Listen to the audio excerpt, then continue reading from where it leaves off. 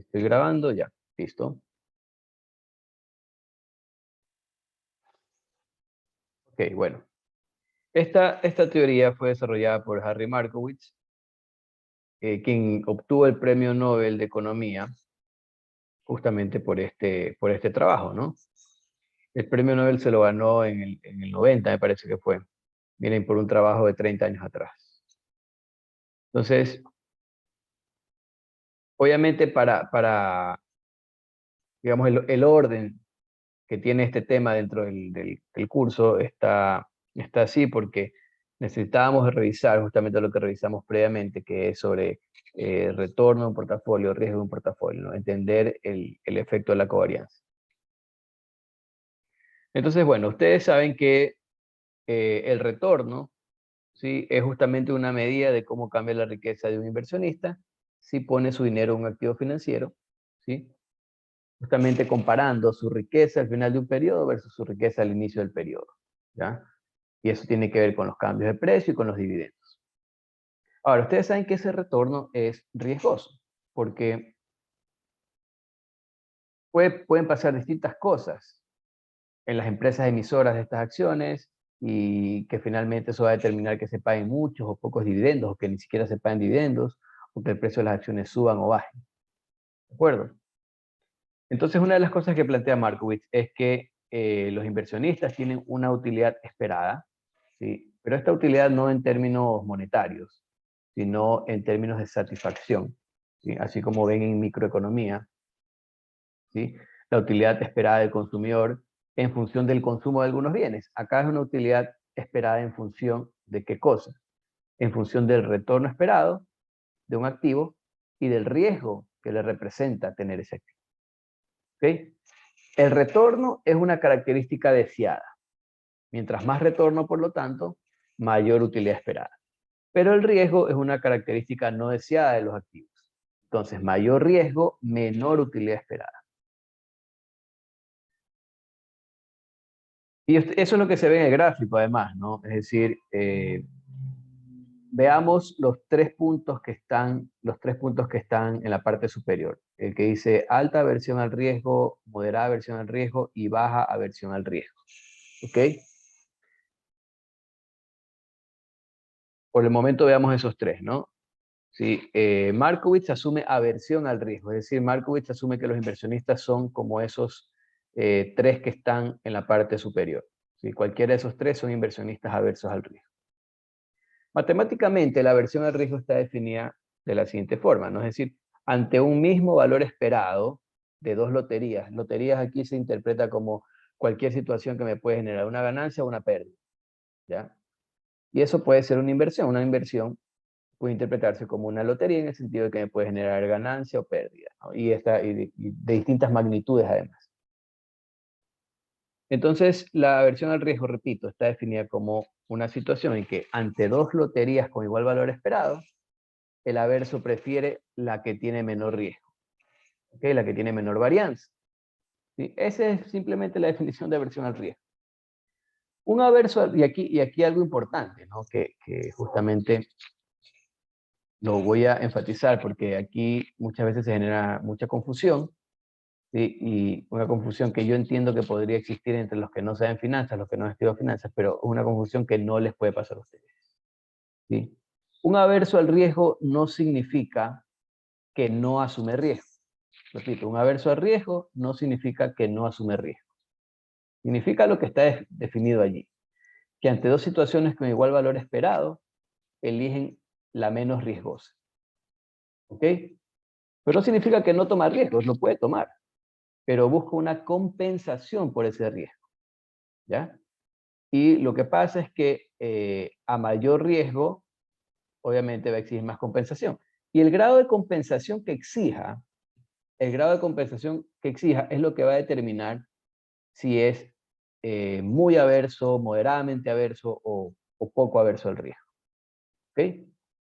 Entonces, estas curvitas que están aquí, déjenme ver si voy conectando mi pizarrita. ¿Ustedes se acuerdan de las famosas curvas de indiferencia en micro?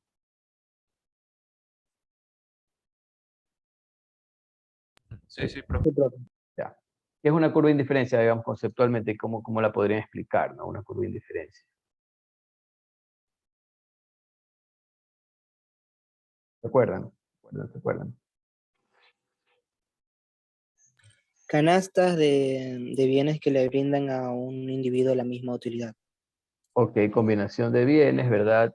Canastas, combinaciones de bienes que le brindan a un individuo la misma utilidad. Sí, acá esto es como que, en este contexto, ¿no? Es como que la rentabilidad es un bien y el riesgo es otro bien. ¿Ok? Entonces aquí lo que tengo es una combinación de riesgo con rentabilidad. A diferencia de cuando ven en micro que tienen, yo que sé, manzanas con zapallos. Acá tienen riesgo con rentabilidad o con retorno, ¿ya?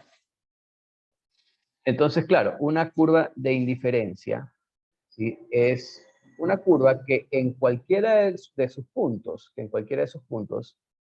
eh, nos da la misma utilidad, ¿sí? Nos da la misma utilidad. Entonces veamos, por ejemplo, este tipo, el que es muy averso, ¿no? El que es muy averso, ¿no? Aquí, supongamos que está parado aquí primero, ¿no? ¿Sí? Me voy a mover sobre esa curva de indiferencia. Moverme en esa curva de indiferencia quiere decir que me voy a mover a otro punto que me va a dar la misma utilidad. Entonces el tipo, si el tipo se mueve para acá, ¿qué es lo que significa esto? Que está aceptando o que está, digamos, tolerando más riesgo, ¿sí? Porque acá está el riesgo, ¿sí o no? Acá está el riesgo, ¿no? Está tolerando más riesgo, pero para tolerar ese mayor riesgo, él pide esta compensación. ¿Ok? Entonces, de nuevo, si ven, ese es el tipo altamente averso, ¿no? No significa que no asume riesgos. Significa un averso puede tomar riesgos, pero para tomar riesgos exige compensación.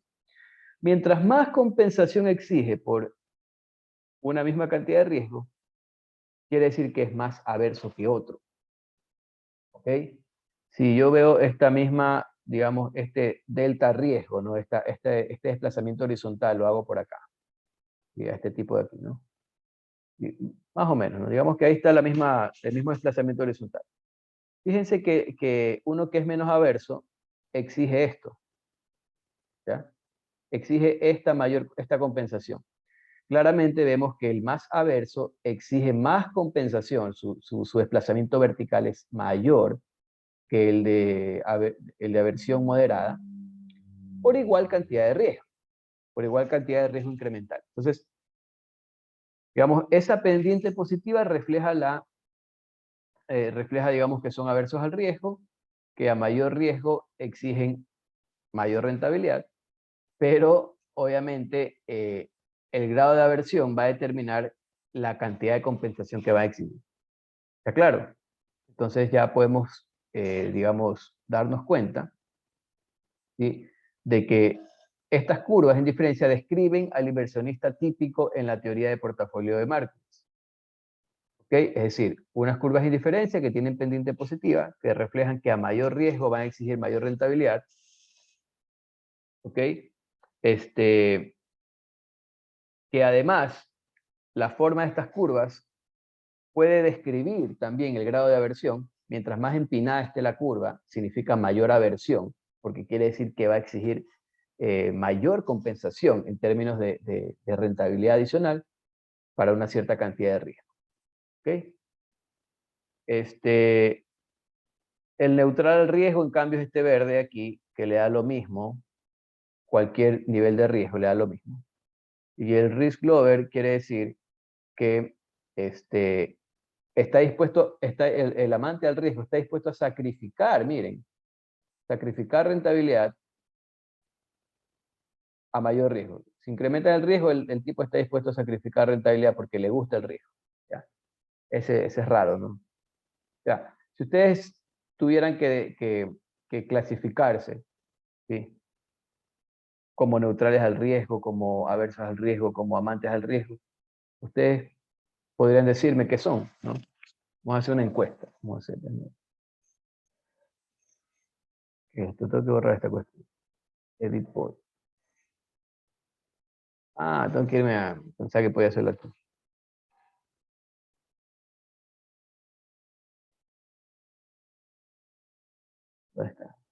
Déjenme ver por dónde. No, no, la pereza. Votación sin título, crear. Vamos a crear otro, ¿ya? No, no, no, me demoro mucho. Nada más, alce la mano, voy a ir por descarte, ¿no? Alce la mano el que se considera neutral al riesgo. Ninguno. Alce la mano el que se considera amante al riesgo.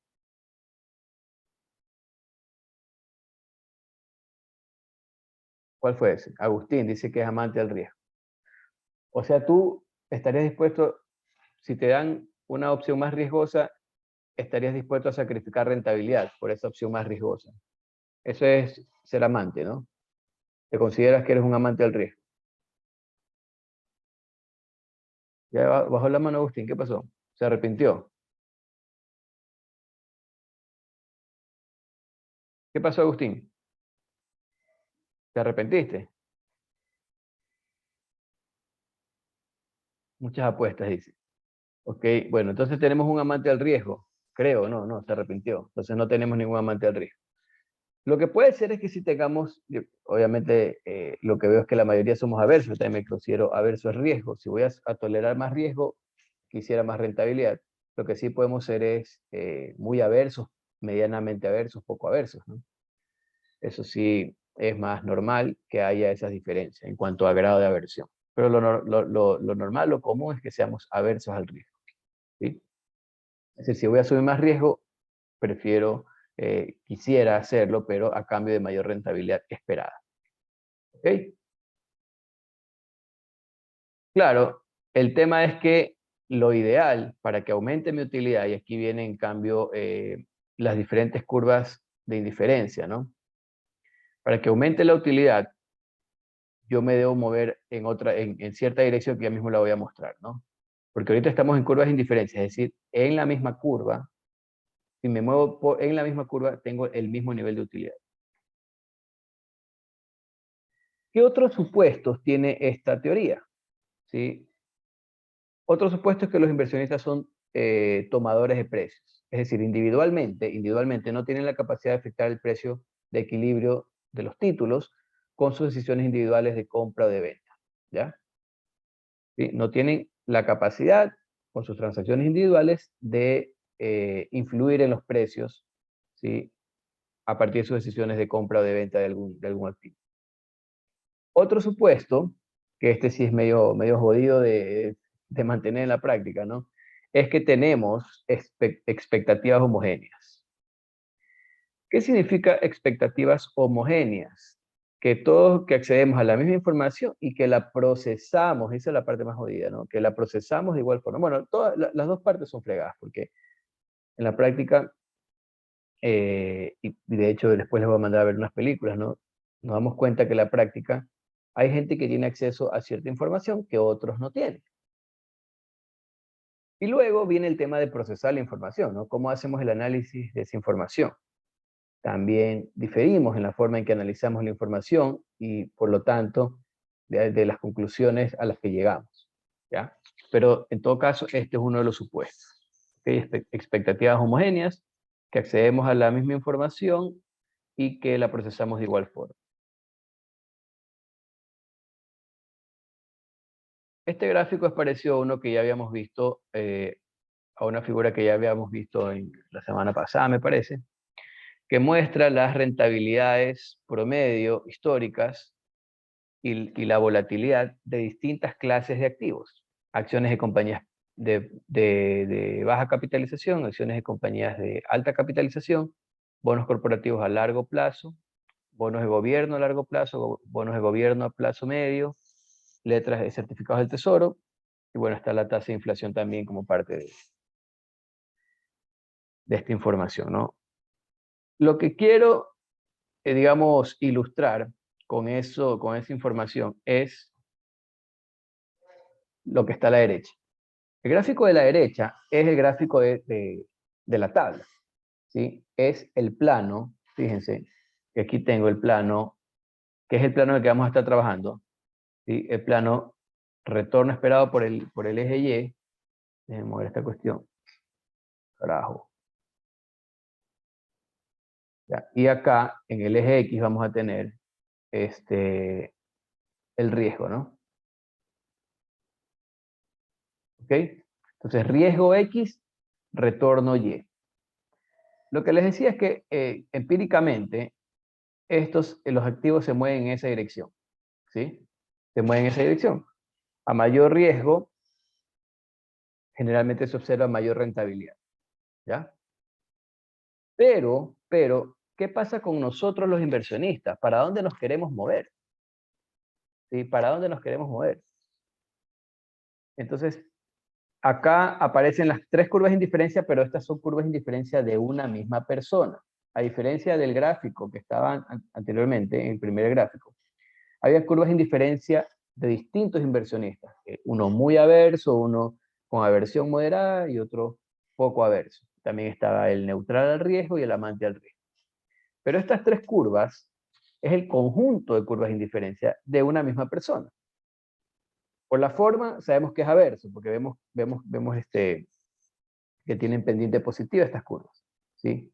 Pero lo que quiero mostrar aquí es que nosotros como inversionistas queremos ir en esta dirección, ¿sí? Para arriba y para la izquierda, es decir, siempre queremos más rentabilidad y queremos menos riesgo, ¿no? ¿Sí o no? Eso es lo que queremos, ¿no? Y por eso es que este U3 es mayor que U2 y U2 es mayor que U1, ¿sí? La curva U3 representa mayor utilidad que la curva U2 y la curva U2 representa mayor utilidad que la curva U1. ¿De acuerdo? ¿Ok? Ahora, si me muevo dentro de la curva, ahí voy a estar indiferente, voy a tener el mismo nivel de utilidad. Pero si salto a otra curva, si paso de aquí para acá, ahí sí aumento mi utilidad. Si salto de aquí para acá, aumento mi utilidad. ¿De acuerdo? La indiferencia se da dentro de la curva. Es decir, pasar de aquí para acá, eso tiene la misma utilidad. ¿Sí? Pero ya saltar de una curva a otra, eso ya genera un cambio en el nivel de utilidad. Todo esto es micro, ¿no? Todo esto es micro. Bueno, esto que hemos descrito aquí es justamente lo que hace que tengamos que estudiar esta cuestión, ¿no? Porque nosotros, repito, nosotros queremos ir para allá, pero los activos en la práctica van para acá. ¿Ok? Entonces tenemos que seguir algún proceso de toma de decisiones óptimo que me permita a mí, como inversionista, maximizar mi utilidad, ¿sí? Es decir, tratar de ser lo más feliz posible con esta cuestión, sujeto a las oportunidades de inversión que tengo, ¿no?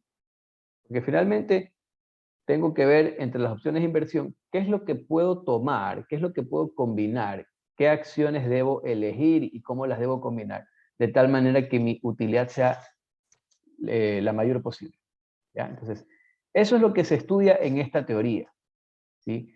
¿Cómo selecciono activos? ¿Cómo selecciono activos de los cuales conozco su riesgo y su rentabilidad? De tal forma de que yo pueda maximizar mi utilidad, ¿ok? Porque hay una diferencia clara entre lo que yo quiero, que es moverme hacia la izquierda y hacia arriba, versus el comportamiento de los activos, comportamiento real de los activos, que es en cambio moverse a la derecha y hacia arriba, ¿ok?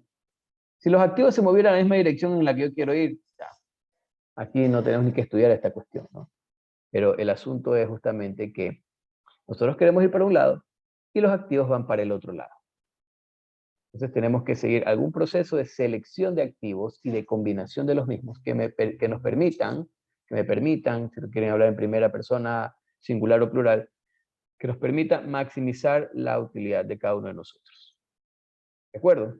Entonces, ¿se entiende el problema de decisión que tenemos aquí? ¿Ah? ¿Se entiende el problema al que nos estamos enfrentando? Me interesa que se entienda el problema aquí, que implica entender para dónde van los activos y para dónde queremos ir nosotros, ¿no? Por eso, primero toda esta explicación conceptual de curvas de indiferencia, de que la mayoría somos aversos, ¿sí? Es decir, es un modelo que trata de describir al ser humano en este ámbito, ¿no? ¿Ok? No sé si hasta ahí hay alguna duda. Vamos bien, vamos bien.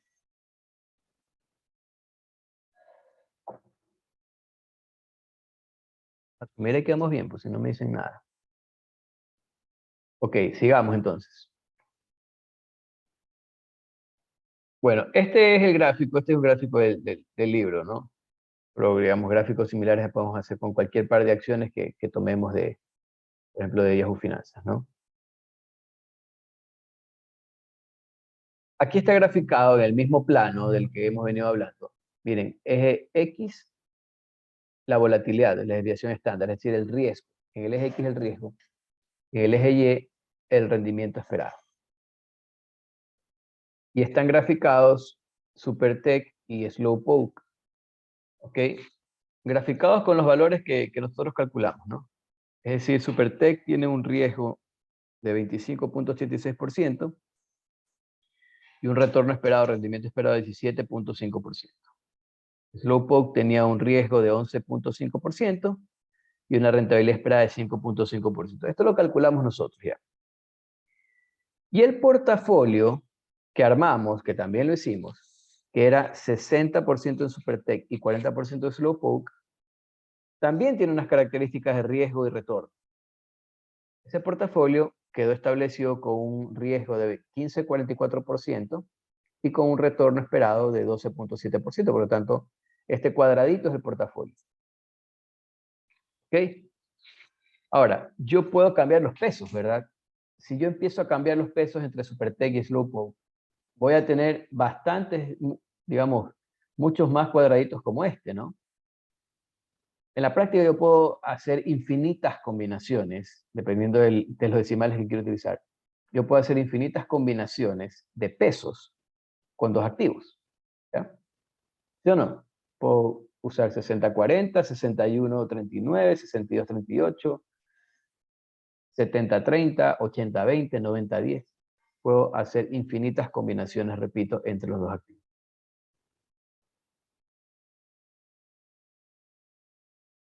Es lo que dice acá, ¿no? Eso, como les digo, a veces cuando empiezo a hablar me adelanto, ¿no? Esta combinación de inversión en cada acción dentro del portafolio es solo una de muchas posibles combinaciones que se pueden elegir. Miren, aquí estaba Slowpoke, acá estaba SuperTech, acá estaba el portafolio 60-40, 60 SuperTech, 40% Slowpoke, pero ya en este gráfico hemos agregado otros portafolios. Portafolio 1, portafolio MB, que ya después vamos a ver qué significa MB, portafolio 2, portafolio 3. Por el momento no le paren bola a la línea recta. ¿Ya? Por el momento no le paren bola a la línea recta, solo a la curva. Bueno, esta curva es la que justamente se puede conformar con las infinitas combinaciones entre los dos activos. ¿Sí? Esa curva que ven allí es la que se puede conformar con las infinitas combinaciones entre los dos activos, que ya con que hagan unos 3, 4 portafolios ya van a ver clarito cómo es la forma, ¿no? Ya digamos uno simplemente traza la curva que pase por esos puntos y ya tiene una idea de cómo sería la curva con todos los puntos, ¿no? Ese todos que es infinito, que no lo puedo finalmente completar, terminar de hacer, ¿no? Claro, esta curva, la forma de esta curva, lo que dice aquí es, en este caso, esa forma de esa curva está dada con una correlación, que también la calculamos, recuerden, ¿sí? Con una correlación de menos 0.1639, ¿sí? Ahora, ¿qué son cada uno de estos puntos? Como les digo, hay el punto, el portafolio 1, el portafolio 2, el portafolio 3, y el portafolio MB que lo voy a dejar para el final, ¿sí? Portafolio 1 es 90% Slowpoke, 10% SuperTech. Regreso, ese es el portafolio 1, ¿no? Claro, el portafolio 1 está más cerca, si ven, de Slowpoke, ¿sí? Es decir, tiene más peso en Slowpoke que en SuperTech, mucho más peso en Slowpoke que en SuperTech. Portafolio 2 es 50-50. Ahí ven, el portafolio 2 50-50. Portafolio 3, en cambio, es 10% Slowpoke y 90% SuperTech. Y así ustedes pueden, repito, hacer muchas más combinaciones, ¿no? ¿Sí? Y darle y encontrar ya cómo sería la forma de esa curva.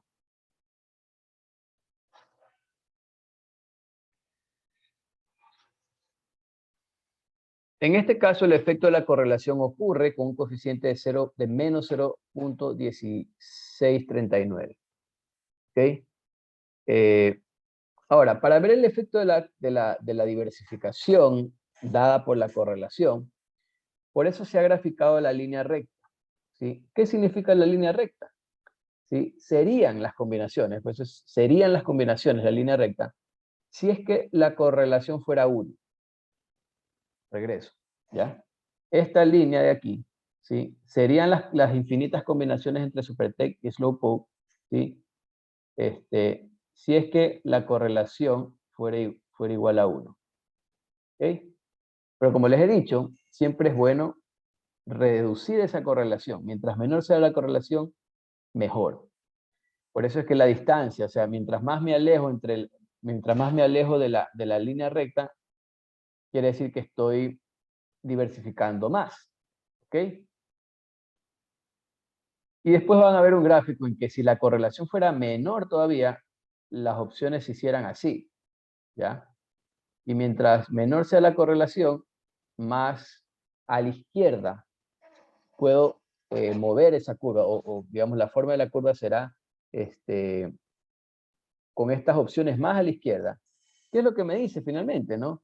Que puedo tener opciones, miren, menos riesgosas que Slowpoke. Con la correlación igual a 1 no puedo tener, miren, con la correlación igual a 1 no puedo tener combinaciones menos riesgosas que Slowpoke. ¿Se dan cuenta, no? Porque lo menos riesgoso es Slowpoke y no puedo tener nada menos riesgoso que eso. Pero con correlaciones menores a 1, sí puedo tener, miren, todo esto a la izquierda significa menor riesgo que la menos riesgosa de las acciones. ¿Ya? Entonces, otra vez puedo darme cuenta el efecto de correlaciones bajas o de bajar la correlación en el riesgo del portafolio. ¿Okay? Y justamente dice, no hay efecto de diversificación si la correlación es igual a 1, ¿no? En cambio, la voy bajando y puedo generar combinaciones con menor riesgo. Esa es la idea, pues no se supone que, recuerden, ¿para dónde me quiero mover? Como inversionista, me quiero mover para acá. Entonces, tiene total sentido buscar inversiones con bajas correlaciones que me puedan llevar en esa dirección. Si volviendo al ejemplo del fondo de jubilación del SPOL, es como que el fondo de jubilación estaba más o menos aquí, ¿no? Sus inversiones generaban oportunidades como esta, ¿no? Todo en bancos, correlaciones cercanas a 1. Lo que quisimos hacer fue otra cosa, fue bajar las correlaciones empezando a invertir en distintos sectores de la economía para tener alternativas de inversión que estén, ¿dónde? Más a la izquierda y más hacia arriba. ¿Ok? Entonces miren que todo esto tiene una justificación teórica, ¿no? Que fácilmente se traduce a recomendaciones prácticas. Además, por el lado del plazo, ¿qué logramos? Que estas alternativas de inversión no tengan estos niveles de rentabilidad, ya, que bueno, aquí 17.5 es alto, ¿no? Porque esto es un ejemplo del libro, ¿no? Pero las alternativas de inversión en el fondo de jubilación eran de certificados de depósito que te pagaba 5, 4%, 5%, 6% lo mucho. Mientras que si tú ya te movías a los bonos, podías tener 8%, 9%. Entonces, nos íbamos para dónde? Para arriba, ¿no? Nos íbamos para arriba con las tasas, buscando títulos de más largo plazo. Nos íbamos para arriba, que es para donde me quiero mover. Y por el lado de buscar distintos sectores, nos íbamos para acá, ¿sí? Nos íbamos para acá. Acá este movimiento lo lográbamos con correlaciones menores, ¿sí? Y el movimiento hacia arriba lo lográbamos con inversiones en bonos que al tener más plazo nos daban mayores rentabilidades. ¿Ok? Entonces, claramente se puede ilustrar aquí. Y el que llegó tarde a la clase, ahorita ve pura flecha, no entiende nada, pero el que me fue siguiendo el hilo me va a me va a entender lo que hay en este gráfico, ¿no?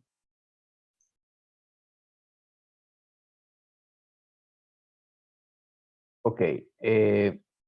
Entonces, esa curva se conoce como conjunto factible.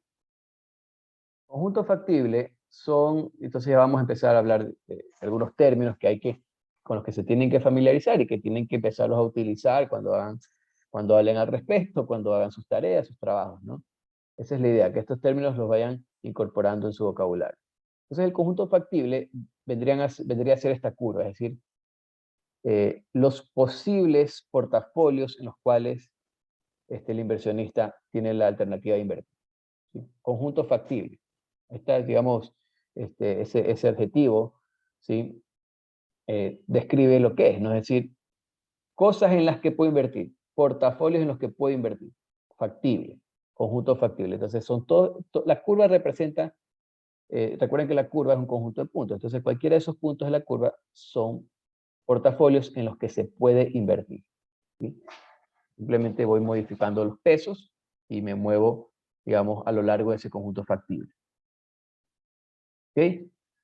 Este conjunto factible, digamos, cuando ya la correlación está, digamos, ya conozco la correlación. Para una correlación dada, ese conjunto factible, digamos, no se puede mover, ¿no? Es ese y ese es porque esa es la correlación entre los títulos y obviamente se supone que ese es el retorno esperado y ese es el riesgo.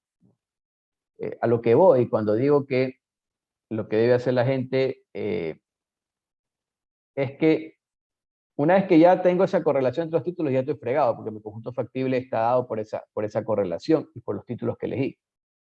Pero si ya cambio de títulos que tengan distintas características de riesgo-rentabilidad y de correlación, entonces ya tengo otro conjunto factible distinto. Pero no es que el conjunto factible lo puedo mover, si me explico, sino que ya lo que hago es cambiar de conjunto factible porque he cambiado de activos que tienen otras características. Eso es lo que se trata de decir aquí.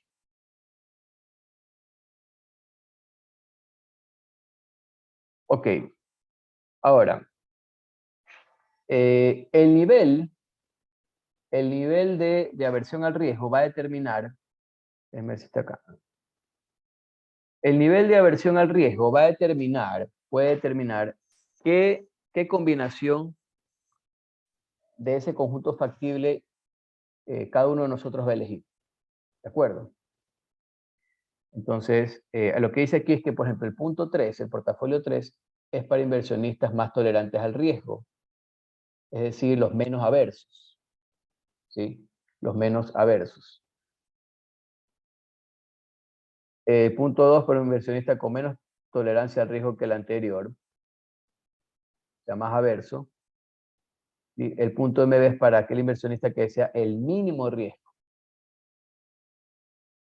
Vamos a ver si es cierto. Primero voy a borrar ya todas estas flechas.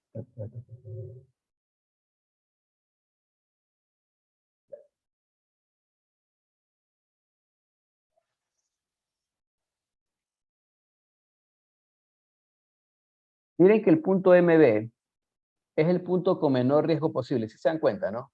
El punto MB, o sea, ya no hay ninguna posibilidad o ninguna combinación, ningún pedazo de la curva que puede estar más a la izquierda que el punto MB. Entonces, este punto se conoce como el portafolio de mínima varianza. Vamos a ver cómo se lo encuentra. No hoy, pero la siguiente clase. Pero ahorita lo voy indicando nada más, ¿no? Portafolio de mínima varianza.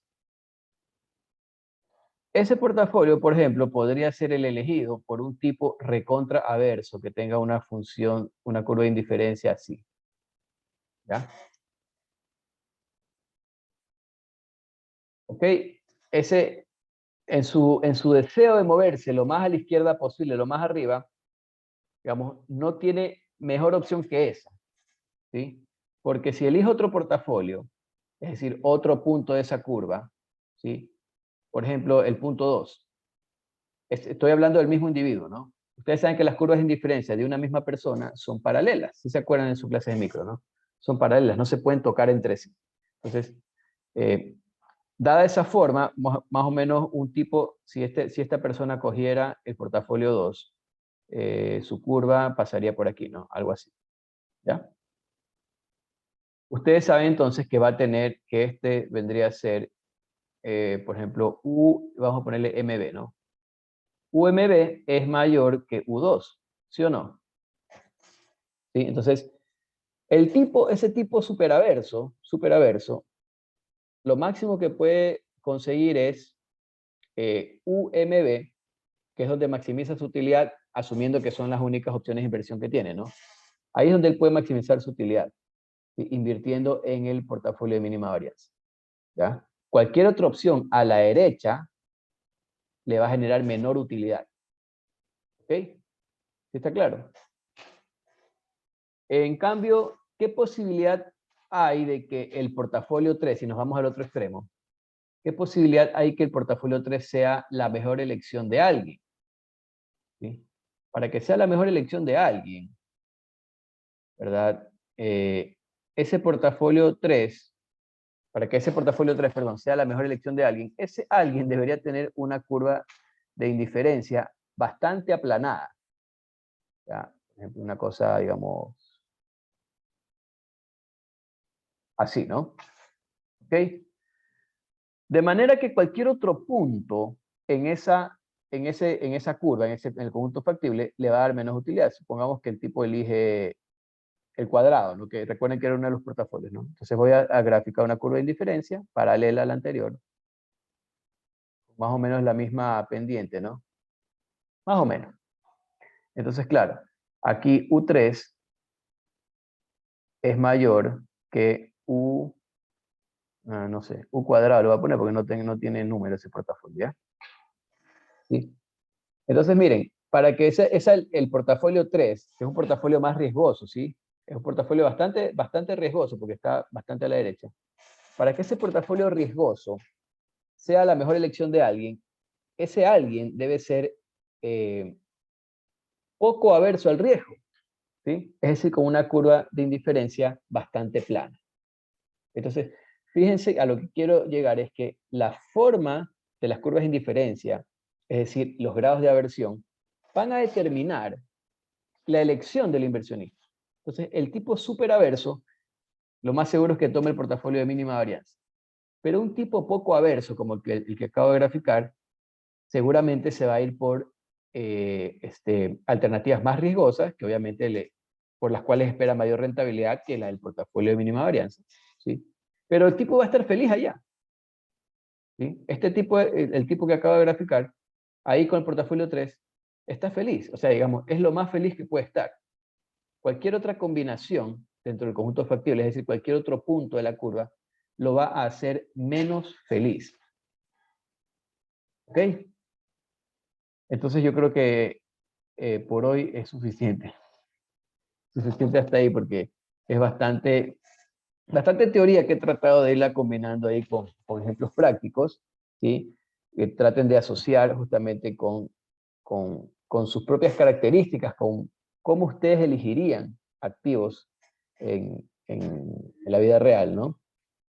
Tratar de visualizarse como que si fuera más averso o menos averso, ¿no? El más averso es ese tipo que su curva de indiferencia es súper empinada y que seguramente va a terminar eligiendo el portafolio de mínima varianza.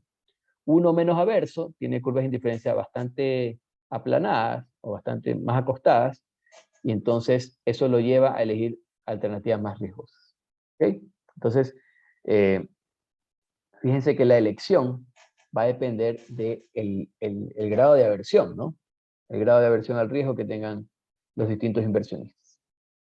Portafolio 2 va a ser elegido por un tipo que esté en medio, ¿no? Que tenga una curva de indiferencia intermedia, es decir, que sea medianamente averso al riesgo. ¿Sí? Entonces, bueno, no sé si hasta ahí alguna pregunta, porque hasta ahí nos quedaríamos por hoy.